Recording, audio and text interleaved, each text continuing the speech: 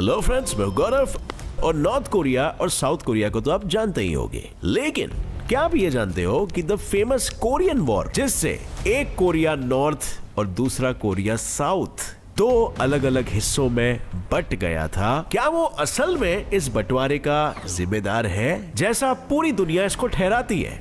Yes, and you will actually be shocked to know कि वो जिम्मेदार नहीं था। तो फिर आखिर क्या हुआ था? क्या वजह है कि आखिर कोरिया के दो टुकड़े कर दिए गए और किसने कर डाला? क्या था कोरिया के दो टुकड़े करने के पीछे का मकसद, जिसके चलते 30 लाख लोग हो गए खून से लथपथ? वेल फ्रेंड्स, इस खौफनाक सच की दर्दनाक कहानी का मंजर आपकी आंखों के आगे लाने से पहले क्या आप सोच सकते हो कि कभी नॉर्थ कोरिया साउथ कोरिया से ज्यादा प्रगतिशील यानी कि डेवलप्ड हुआ करता था? और आज जिस दर्द और बेबसी के आलम में घुट घुट कर नॉर्थ कोरिया के लोग जी रहे हैं, कभी वो साउथ कोरिया के लोगों की सच्चाई थी। तो इस सच्चाई से आपको रूबरू करवाने के लिए चलिए शुरू करते हैं आज का ये इंटरेस्टिंग वीडियो, जिसका टाइटल है why Korea is split into north and south. आज उस कोरिया का इतिहास बस लोगों की यादों में बसा हुआ है, जो 7th सेंचुरी से सन 1945 तक यानी कि 1000 सालों से भी ज्यादा तक एक ही सिला डायनेस्टी का हिस्सा था। और इस देश के लोगों का सिर्फ इतिहास ही नहीं, इन लोगों का दिल भी एक ही था। लेकिन फिर 1945 में ऐसा क्या हो गया जिसने इस देश के दो टुकड़े कर डाले? ऐसी कौन सी दरार पड़ी इस देश के वासियों के दिलों में, जो आज नॉर्थ कोरिया और साउथ कोरिया के वासी एक दूसरे के भाई होने के बावजूद एक दूसरे के सबसे बड़े दुश्मन है? तो फ्रेंड्स, इस दुश्मनी की असली जड़ 18वीं सदी में बो दी गई थी और इसकी जड़ें चाइना, जापान और रशिया के लालच ने मजबूत की। वही लालच जो अपने देश के पावर और लैंड को फैलाने के लिए कोरिया को अपने साथ मिलाना चाहता था। पर इस बात की भनक लगते ही कोरिया के लीडर्स ने बिना देरी किए सन 1882 में वेस्टर्न पावर यूएस के साथ the treaty of peace, amity, commerce and navigation sign कर दिया, जिससे कोरिया को open trade, modern industries development और प्रोटेक्शन सबका फायदा मिलने शुरू हुआ। लेकिन 1904 से 1905 में रशिया और चाइना के साथ हुई रूसो जापानीज और सीनो जापानीज वॉर में जापान ने रशिया और चाइना दोनों को हराकर उनके कोरिया पर कब्जा करने से पहले 1910 में कोरिया पर कब्जा कर डाला, जो सन 1945 तक यानी कि पूरे 35 साल चला, जिसके दौरान जापानियों ने कोरिया, लेकिन सन 1945 में भगवान ने कोरिया वालों की सुन ली, क्योंकि जापान के हिरोशिमा नागासाकी पर हुए खौफनाक न्यूक्लियर अटैक के बाद जापान ने कोरिया से अपने कदम पीछे खींच लिए और कोरिया के लोग अपने जुल्म और गुलामी की बेड़ियों को तोड़कर जश्न मनाने लगे। लेकिन वो बेचारे क्या जानते थे कि ये आजादी उनके बर्बादी के पहले मिली बस एक झूठी आशा की किरण थी, जिसे जापानियों के कोरिया से जाते ही नॉर्थ से सोवियत आर्मी और साउथ से अमेरिका ने कोरिया को हथियाने के मंसूबे से कुचल दी।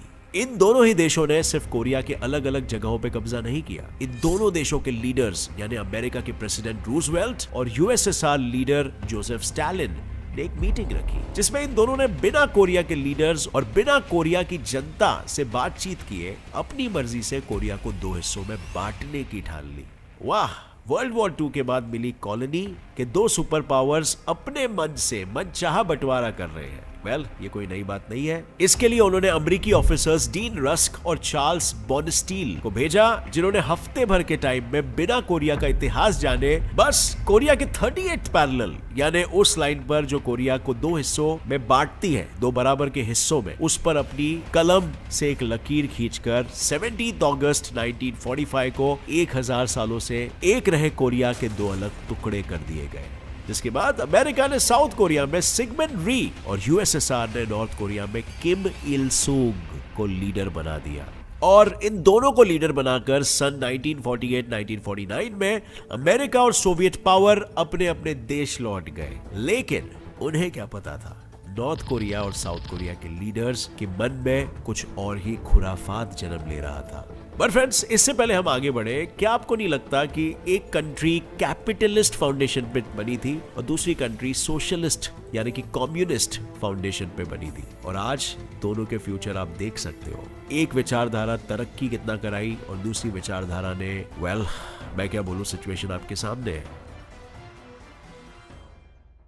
अब फ्रेंड्स आगे बढ़ने से पहले मैं आपको एक इंटरेस्टिंग ट्रेडिंग प्लेटफॉर्म के बारे में बताऊंगा जो प्ले स्टोर और ऐप स्टोर दोनों में अवेलेबल है। ऐप का नाम है बायनमो और इसमें आप अलग अलग एसेट्स में ट्रेड कर सकते हो, जैसे कि गूगल, एप्पल, बिटकॉइन, गोल्ड और फॉरेन करेंसीज जैसे कि यूएस डॉलर्स और यूरोस वगैरह में भी आपको 90% तक का प्रॉफिट मिल सकता है। इस ऐप में आपको कोई भी एसेट चुनना है और फोरकास्ट करना है कि उसकी वैल्यू बढ़ेगी या फिर घटेगी। देखिए मैं आपको एक एग्जांपल के साथ बताता हूं, जैसे मैं यहाँ पे 700 रुपए में ट्रेड अप करता हूं कि इस एसेट की वैल्यू बढ़ेगी और अब हमें थोड़ा सा रुकना होगा एंड यस मेरा फोरकास्ट सही निकला। अब ये अमाउंट आप अपने बैंक अकाउंट या पेटीएम में इजीली 24 आवर्स के अंदर विड्रॉ कर सकते हो। इसका मिनिमम डिपॉजिट सिर्फ 350 रुपए और अगर आप मेरा प्रोमो कोड यूज करते हो तो आपको ये डिपॉजिट पे डबल मिल जाएगा, यानी कि 400 रुपए का टॉप अप करिए और आपको 800 रुपए मिल जाएंगे। सो अभी रजिस्टर कीजिए इस ऐप में, link is in the description और 65,000 अपने ट्रेडिंग डेमो अकाउंट में पाइए, जिससे आप ट्रेडिंग स्ट्रेटेजीज और ट्रेडिंग स्किल्स को प्रैक्टिस कर सकते हो। जितना आप प्रैक्टिस करोगे उतनी आपकी ट्रेडिंग की नॉलेज और एक्सपीरियंस बढ़ेगा और अर्निंग की पॉसिबिलिटीज भी बढ़ेगी। लेकिन हाँ फ्रेंड्स, ध्यान से ट्रेड करिएगा पूरा रिसर्च करके, क्योंकि किसी भी ट्रेड में आपका कैपिटल रिस्क में होता है। So download Binomo now, link is in the description. I am a Binomist, are you? Anyway, coming back to the topic, ये खुराफात 25 जून 1950 में साउथ कोरिया पर बुरी तरह भारी पड़ी जब किम इल सुंग ने फिर से एक कोरिया और उस पे अपने राज के सपने के चलते हमला कर दिया। किम इल सुंग की छेड़ी इस जंग को इतिहास में द कोरियन वॉर के नाम से जाना जाता है और बस इस जंग के शुरू होने के 2 दिन के अंदर नॉर्थ कोरिया ने साउथ कोरिया के कैपिटल सिटी सोल को अपने कब्जे में कर लिया, जिसकी वजह से साउथ कोरिया के लीडर री और उसके चमचों को सोल से जान बचा कर भागना पड़ा। लेकिन री सिर्फ भागा नहीं, उसने भागने से पहले अपने ही देश के 2 लाख कम्युनिस्ट्स जिन पर उसे नॉर्थ कोरिया के साथ मिले हुए होने का शक था, सबको एग्जीक्यूट करने का ऑर्डर दे दिया और लोगों की जानें छीनने के इस खौफनाक मंजर के बीच नॉर्थ कोरिया से साउथ कोरिया के 90% हिस्से को अपने कब्जे में कर लिया और बचा हुआ 10% हिस्सा बुसन भी जल्दी उनके कब्जे में आ जाता अगर यूएन ने साउथ कोरिया की मदद के लिए काउंटर अटैक ऑर्गेनाइज नहीं किया होता। इस काउंटर अटैक को लीड करने की जिम्मेदारी यूएस ने ली, जिसके बाद अक्टूबर तक साउथ कोरिया और यूएस ने मिलकर नॉर्थ कोरिया के योंगयांग को कब्जे में लेकर नॉर्थ कोरिया के सोल्जर्स को चाइना के बॉर्डर तक खदेड़ दिया और शायद आज नॉर्थ कोरिया और साउथ कोरिया की जगह सिर्फ साउथ कोरिया ही खड़ा होता। लेकिन इस बीच चाइना ने नॉर्थ कोरिया की मदद की और यूएस और साउथ कोरिया दोनों के साथ जंग करके साउथ कोरियन ट्रूप्स को वापस भेज दिया। जुलाई से लेकर 9 महीने तक सोल का कब्जा 4 बार बदला, जिससे वो पूरी तरीके से बर्बाद हो गया।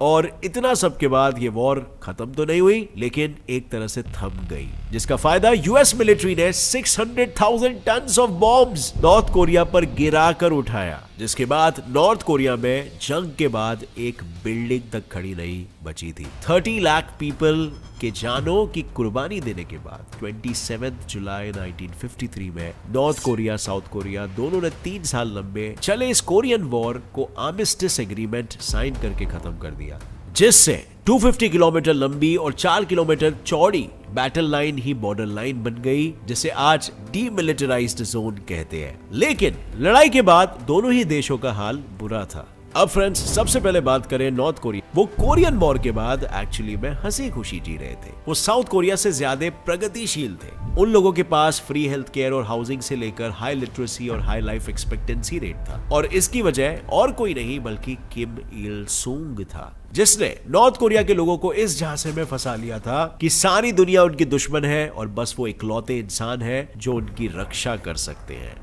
उसकी इन्हीं चिकनी चुपड़ी बातों में आकर लोग उसे अपना मसीहा, अपना राजा मानने लगे और किम लीडर से नॉर्थ कोरिया का राजा बन गया था, जो कुछ लोगों के लिए भगवान के समान तक था, जिसने अपने किंगडम की इकोनॉमी को धक्का देकर बढ़ाने के लिए कंस्ट्रक्शन, स्टील, कोल और एग्रीकल्चर इंडस्ट्री में इन्वेस्ट किया। और ये इन्वेस्टमेंट्स इतने ज्यादा कामयाब हुए कि 50s, 60s और 70s में इनकी per capita GDP south Korea को टक्कर दे रही थी। लेकिन वहीं पर आज दुनिया की नजरों में सबसे प्रगतिशील देश बनकर बैठे साउथ कोरिया के लोगों की बात कुछ और थी और उसे सबक सिखाने की कोशिश की, तो अमेरिका वाले उसे हवाई आइलैंड जुड़ा कर लेके गए और री के साउथ कोरिया से जाने के बाद ही शायद साउथ कोरिया की हालत सुधर जाती। पर इसके बाद 16 मई 1961 को उनके और साउथ कोरिया के नसीब में पाक चुंग ही आ गया। साउथ कोरिया के इस नए लीडर ने तो national intelligence service Korea agency को खड़ा करके अपने रूल के खिलाफ जाने वाले अपने ही लोगों की जासूसी, किडनैपिंग, टॉर्चर और यहां तक कि मर्डर करवाया। और 60s के उस दौर में हिंसा, गरीबी, बेरोजगारी ना सिर्फ लोगों की उम्मीदें पर साउथ कोरिया की इकोनॉमी की रीढ़ की हड्डी भी तोड़ रही थी। और साउथ कोरिया की इकोनॉमी को बढ़ाने के लिए पाक ने बिना अपने लोगों की परवाह किए लाखों लोगों को 12-12 घंटे नाम भर की मजदूरी में काम करवाया। लेकिन अब इसे वहां के लोगों की बदकिस्मती कहे या किस्मत, पाक के इस कदम ने साउथ कोरिया की गिरी हुई किस्मत को ऐसा झटका दिया कि मिड 60s से वहां की per capita GDP sky rocket हो गई। इसके बाद पाक कुछ और कर पाता इससे पहले उसका असैसिनेशन हो गया और एक नए लीडर यानी कि चुन डू ह्वान ने साउथ कोरिया को संभालने की कसम खाई। लेकिन देश की प्रगति के साथ लोगों की प्रगति भी हुई थी और 1987 में लाखों साउथ कोरियंस ने एक रियल डेमोक्रेसी की मांग की। मजबूरन ही सही, पर वहां की गवर्नमेंट को रियल डेमोक्रेसी लानी पड़ी और आज साउथ कोरिया डेमोक्रेटिक और सॉवरेन देश है जो डेवलपमेंट में दुनिया के सबसे डेवलप्ड कंट्रीज में से एक है। ये एक हाइपर एडवांस देश है जिसने बहुत सारे टेक्नोलॉजिकल जायंट्स जैसे कि सैमसंग, LG, Hyundai ऐसी कंपनीज को जन्म दिया है जो वर्ल्ड में कई इनोवेशंस कर रही है और मॉडर्नाइजेशन ला रही है।